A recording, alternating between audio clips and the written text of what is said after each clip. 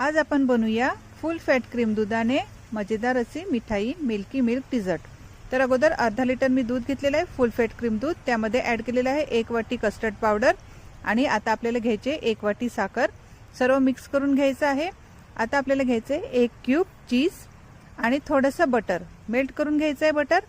आणि आता एका भांड्याला तेल लावून ग्रीस करून घ्यायचे, थोडीशी वेलची वाटून घ्यायची आहे आणि आता गॅस चालू करायचा आहे। गॅस एकदम बारीकच ठेवायचा आहे आणि त्यामध्ये ॲड करायचं आहे 1 क्यूब चीज।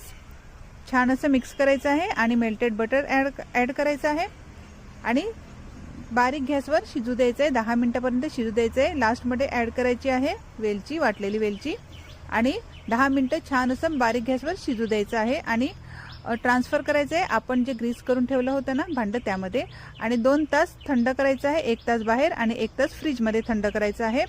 आणि छान अशा वड्या कट करून घ्यायच्या आहेत आणि आपली मिल्की मिल्क डिझर्ट रेडी झालेला आहे। थँक्यू।